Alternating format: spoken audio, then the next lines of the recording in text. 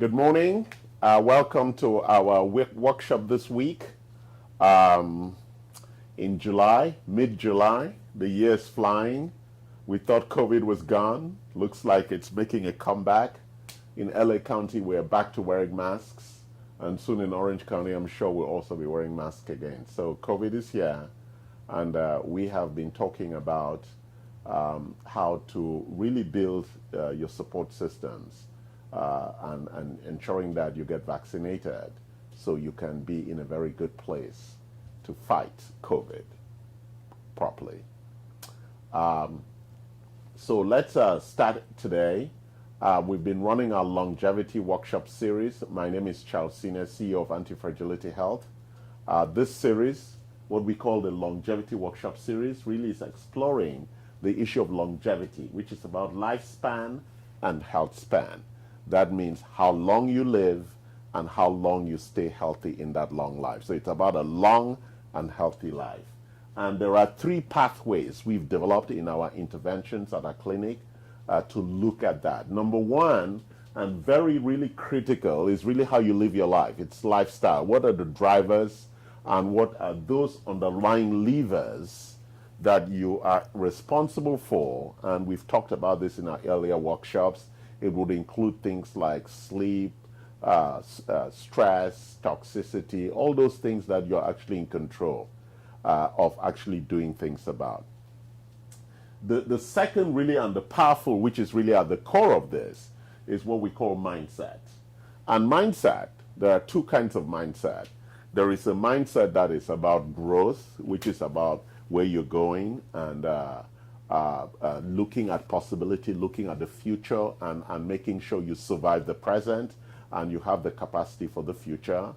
And the other kind of mindset is the one that doesn't grow, which stays in the negative space, which is afraid, which is not open. And we encourage that to live a very fulfilled life and to be healthy and live a long life.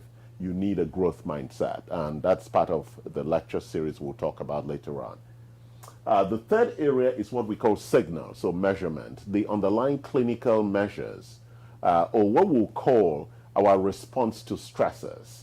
And we're going to talk about some of that today. Well, we have about 10 or 11 areas of clinical imbalances, and it is really very important that we understand what those underlying imbalances are, or the things that we can measure that give us an indication of how well we are doing with regard to lifespan and health span. So those are our three pathways that combine in the journey. You need a mindset to drive as you live your lifestyle, and then you have the signals you're measuring that tells you what things to adjust and adapt as you are living that mindstyle with the clear objective of possibility. Today we want to focus on stress, or what I call the stressors. At the core of life itself is that the body wants to be in balance, in harmony, what we call homostasis.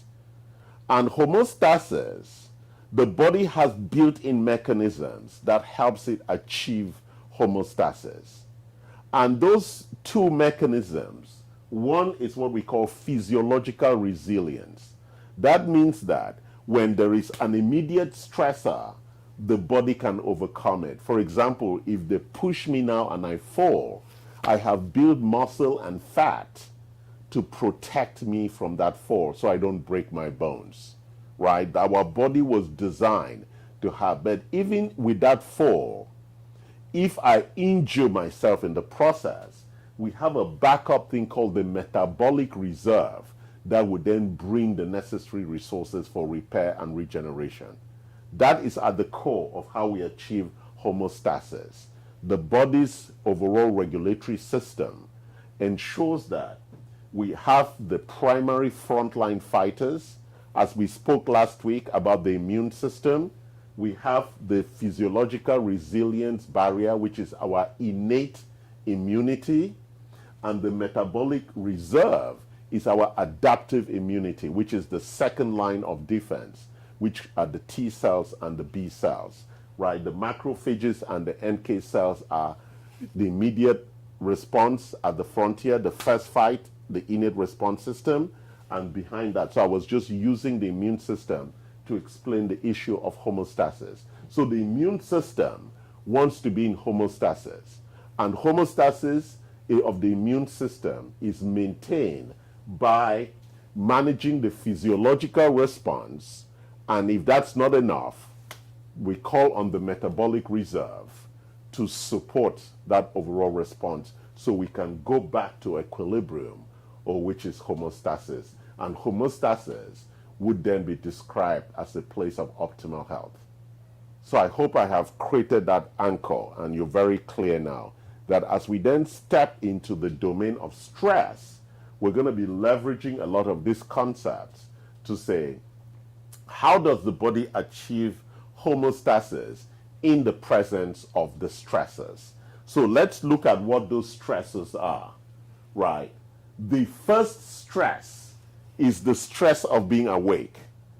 And that stress requires a particular hormone that wakes us up, the cortisol hormone. That hormone now manages sugar and what we call our nutrient sensing architecture, right? When we're awake, that is when we eat. That's when the resources are required to fill in for us to fight, for us to defend, and do all the things that the waking body requires. Also, in that waking body is where we have issues of mood, of cognition, of how we feel, and all of that. Because in the second area of sleep, right, this first area, again, we call that catabolic. Those are the things that are about action, right? We are creating, using things, forming things. And in the sleep, which is the reset architecture, we have to be in reset. And that's the anabolic. And DHEA and melatonin and some other hormones are the things that bring the body or the human growth factors so they can repair the destruction that has happened when we're awake, so we can achieve the underlying homeostasis of equilibrium. So the sleep, the wake-sleep cycle has to be in homeostasis, has to be in equilibrium. And it's really at the core of what we call our stress response architecture. And the things that come under, there are two other important factors or stresses in that architecture. One big area is inflammation. Inflammation, as we know, when we spoke in the immune system, is really our response to attack. It's how the body assembles all the resources that are required. And inflammation, when it becomes chronic, causes a lot of issues, which, as part of that, oxidative stress and things at the cellular and the mitochondrial level. So those are stresses if inflammation becomes chronic, and that could then cause a real stress on homeostasis, or what we call equilibrium. And finally, our nutrient sensing or sugar. If there is too much nutrient, there is a problem, and there's not enough nutrient, those are stresses. So the body is or the cells are very, very interesting. They want nutrients when they need it. Not too much, not too little, just the right amount of nutrients, so that we can achieve homeostasis. And therefore, the body has built mechanisms of how it responds, but also how it builds reserves. And so we're going to explore some of that. But let's talk about what are some of the symptoms. Stress is a very challenging issue to diagnose. Let's look at what some of those signals are with regard to symptoms, right? We look at fatigue. A very, very big problem, fatigue, because people are just exhausted and they cannot actually sleep, right? Which leads to insomnia, which is one of the things. Pain, right? Mood changes. People have mood changes that are moving back and forth all the time, whether it's anxiety, whether it's depression, right? Lots of different things are happening to us across the spectrum of the challenges that we have as we walk in life. I was just looking at my notes to just look at some of these underlying symptoms. Then there's the issues of female hormones that are driven by this cycle, PMS, and all the issues that are around that. There's asthma, which is an allergic or immune response to something that is persistent, including allergies. Then we also have all the underlying thyroid problems, hypo or hyper. Most people we've tested here have hypothyroidism. And as we know, the thyroid hormone is the conductor of metabolism. And then we have hypoglycemia, which is low sugar levels. And then we have the underlying GI underlying disorders. And when you have hypoglycemia, you faint because there's not enough energy to keep the body awake.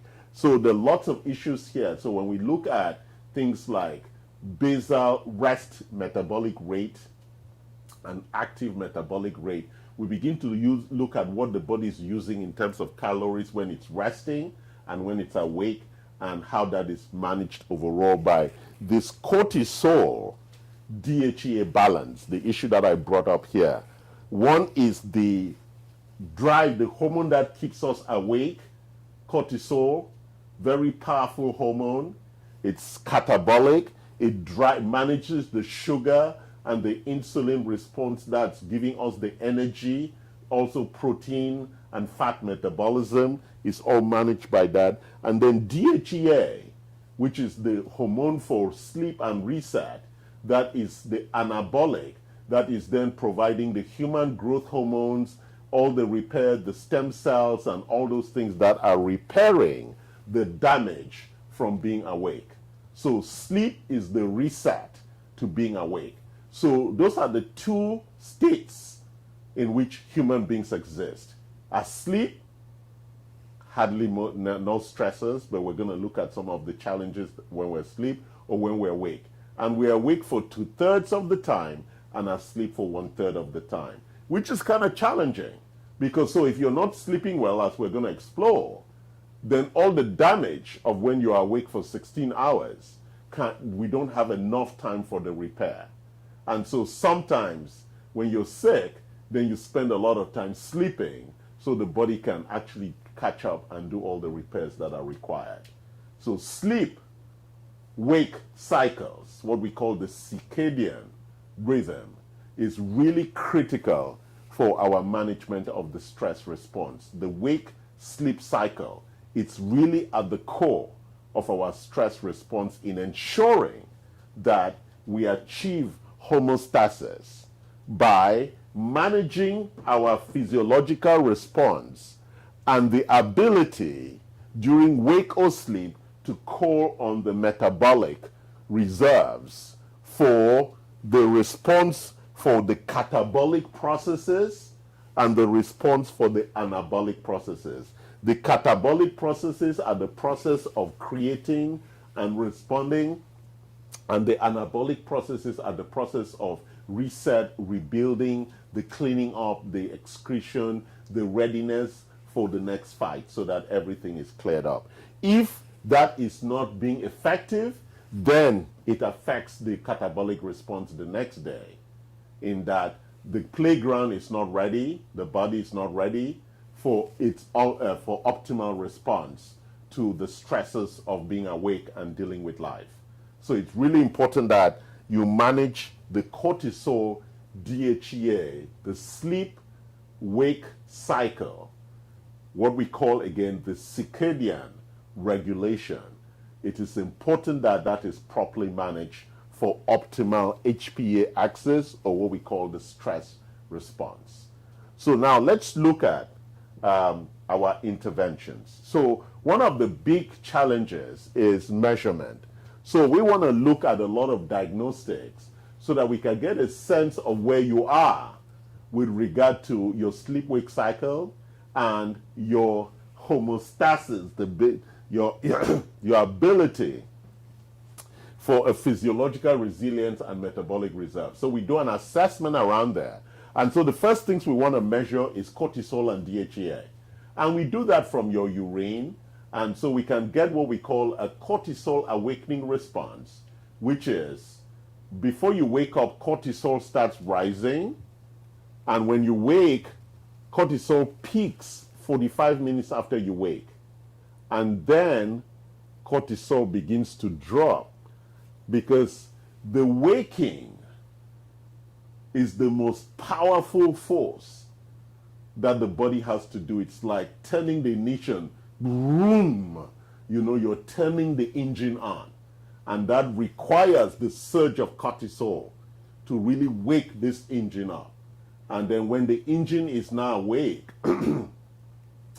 after 45 minutes, the level of cortisol begins to drop, because whatever we're going to use later on with regard to adrenaline or cortisol, except we are really in a big fight, cortisol is not required except to just keep the system running and to make sure everything is happening. And then as it goes towards the evening, when we go to sleep, then DHEA starts rising and melatonin for the work of reset and repair. It's really important. So we want to measure in your urine the level of cortisol and the level, and that's why we would ask you to take your urine throughout the day and also when you wake up in the morning, so we can see how the levels of cortisol and DHEA in a 24-hour cycle. So we actually see whether it's following that response of cortisol waking up and slowing down, and then DHEA waking up and slowing down in the morning, right? It's really important we understand that. We also want to do sleep studies. We want to understand how well you're sleeping. We want to look at two things. There are 4 cycles, 4 stages of sleep in the 3 or 4 cycles of sleep overnight in 8 hours. So, and each of those cycles last about 90 minutes. I mean, yeah, each of the 4 cycles would last about 90 to 120 minutes. So in a 2-hour, we have about 4 cycles, 2 hours, then 2 hours, then 2 hours, then 2 hours. And in each of those 2 hours, there is 4 stages of sleep. Really important. We want to measure that and really understand how well you're spending in REM and non-REM sleep areas. Each of those sleep stages in each of the cycles is really important, because each of them have different functions. And what is REM? Rapid eye movement or non-rapid eye movement stages. That's what non-REM and REM stages are. So it's important we understand that, because 2 issues come. There's a lot of sleep, challenges. One of them is insomnia, which insomnia is defined as 3 things. 1, difficulty to fall asleep. 2nd, difficulty staying asleep. And 3rd, when you wake up, difficulty going back to sleep. So insomnia, we want to measure that by doing sleep studies to see. And also something that is beginning to become a big issue, sleep apnea, which is caused by blockage of oxygen going into the brain. And I have sleep apnea, so I have some adjustments and guards that I wear at night to sleep to ensure that I continue breathing and that I have good oxygen supply. There are deep implications for when sleep is not happening appropriately. It disturbs homostasis, because the body is not in the right state for the repairs that need to happen during the anabolic processes, as I've explained. We also want to look at your sugar metabolism. Are you managing sugar very well? We look at your glucose levels and your HbA1c. We want to see how well you're managing. We also want to look at your lipid panel. Sorry, I should have added that here. We want to look at your lipid panel, because these are initial indications of how well you're managing the resources. The lipid panel will give us the HDL, the LDL, cholesterol levels, and triglycerides. So we want to really measure that. And then we want to look at the inflammatory signals. And the inflammatory signals will come through hsCRP, ferritin, and other underlying biomarkers that will look at the blood, and we can get a sense of what those things are. We also want to look at your GI, your stool. We want to look at the diversity of bacteria and potential infection agents and pathogens that are in the GI tract, and that we do that by looking at the stool samples. And then in the urine, we want to look at your toxicity. We also use the urine to look at cortisol and other hormones like testosterone, progesterone, and estrogen. All those hormones, including DHEA, pregnenolone, cortisol, and all of those hormones are critical for us to get a sense whether they're all in balance and where the underlying imbalance is coming from. At one of our lectures, we're actually going to talk about hormones. It's going to be a big topic on its own, but today we're talking about stress, and you can see that our stress response is really driven by two big hormones, cortisol and DHEA, but there are a lot of other hormones at play in ensuring that we drive the system. Then we want to look at the thyroid function. Again, I talked about the thyroid function, the thyroid hormone being the controller of metabolism. We want to look at your T3 and T4 and free T3 and free T4, which is the available thyroid hormones for the management of metabolism and over 500 other metabolic processes. So all of these tests gives us a sense of whether you are in homeostasis or not, and also whether your physiological resilience is at par, and whether we need to also update with metabolic reserve. We need to build the reserves that are going to be required, that are necessary. That's why you need some level of fat. That's a metabolic reserve requirement. So if you have zero fat, then you don't have metabolic reserve for response for catabolic events. And so it's really important that we understand that it's not possible for you to have zero fat, as an example. And also, there is a level of sugar that's required. So when we look at glucose levels in the blood, we're we're looking at levels of 90, 70. So there's a level of sugar that is required for physiological resilience and metabolic reserve. And they need to be somewhere where we can break down stuff to provide sugar and fats for catabolic processes. And that's what we call the metabolic reserve. So let's now look at how we support the body with regard to its stress response to achieve homeostasis. So one of the big things that we do is that we want to make sure that some of the things that would allow you to sleep well, we have things here that would support sleep, inositol, we have serenity, we have, this one is also if you have sleepiness, we have things here to provide calm. One of the ones that I use is Neuromag and magnesium threonate. So all of these things are really to support sleep. We also have myosedate. So many things here. And melatonin. Look at this range of products, all of that to support the circadian dysregulation. All of these things would provide you appropriate support, and we can always measure your levels of magnesium, your levels of inositol, and all of that to provide. And then on the other side, as I get rid of these products, is the things during when you're awake, the things that will manage, so that's DHEA, that's melatonin. So the things that will manage, and this is stress relief fatigue. So these are the things that are going to help you when you're awake for you to manage your stress appropriately. So you manage your mood, manage your fatigue, manage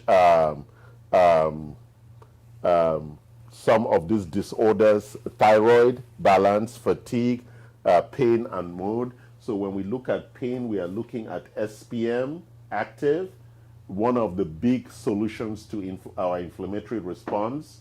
Curcumin, at the core of inflammatory calming, that for sugar, to manage our sugar metabolism. And as we know, the omega-3s and the SPMs are very necessary for managing pain. And these products inflammacore, and that are for managing our inflammatory response. So we have a whole set of products here that allow us, right, as we look at the support strategies. And these three support strategies are really, number one, to build up your physiological resilience. That's the number one requirement. And the number two requirement is to build up the metabolic reserve. Why is the metabolic reserve? I keep enforcing this. You need stores of resources to support the physiological response. Again, I'll give you the example of the immune system. The physiological response for the immune system is our innate immunity by NK cells, macrophages, the things that are in our mouth, our skin, our urethra, our gut, to respond to the initial attack. The metabolic reserve is our adaptive immunity. And that's where the T cells, the lymphocytes, and the B cells come in to provide that backup. So if you have a low white blood cell count or a low lymphocyte cell count, then your adaptive response is going to be weak. So when we do whole blood, total blood cell count measures, we are looking at that. So I'm applying this again to the immune system so you get a sense of why our physiological resilience is important. And for immune, how do we build this? You clean, you wash your hands, you make sure you have good dental hygiene, you use the right toothpaste, you get your vitamin D, your vitamin C, your zinc, your selenium. Those things help with that response.